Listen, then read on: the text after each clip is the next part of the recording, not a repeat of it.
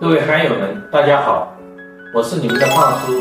部分刚使用呼吸机的朋友反映，为什么使用了呼吸机以后，老婆还说依然能听见自己打鼾的声音？我每次都是给他单独的解决了这个问题。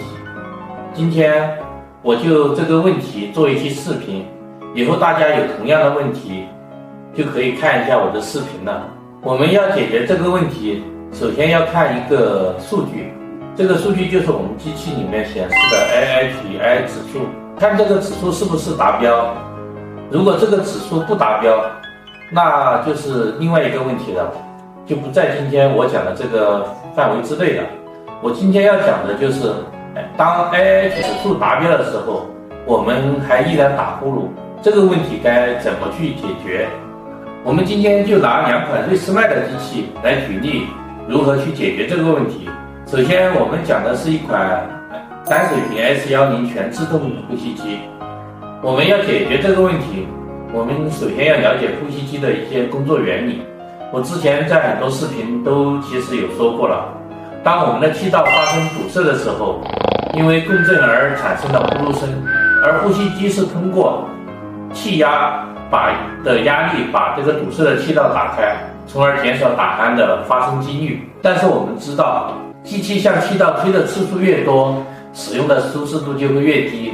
为了提高使用的舒适度，我们的机器一般只有监测在阻塞时间超过一定时间的呼吸暂停，机器才会启动通气功能。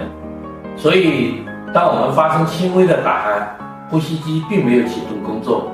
当然，瑞思迈 S10也可以通过调整设置来改变这种模式。那白色的 S10这一款机器它有3个模式，一个是定压模式，一个是全自动模式，一个是舒缓模式。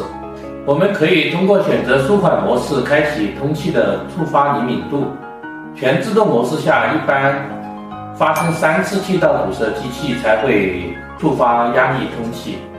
而舒缓模式当发生1次气道堵塞的时候，就会触发压力通气。那么黑色的 S10全自动版单水平的话，我们是可以通过调整舒适模式来调整的。选择标准模式就是立即通压，选择舒缓模式就是缓慢进行升压通气。另外一款就是瑞思迈的 S10双水平呼吸机，也叫 iCloud。我们要解决这个问题，我们可以通过调整呼气的触发和吸气的触发的灵敏度来解决。这个2个选项都是可以选择低、中、高3个档位，等级越高，压力通气越灵敏。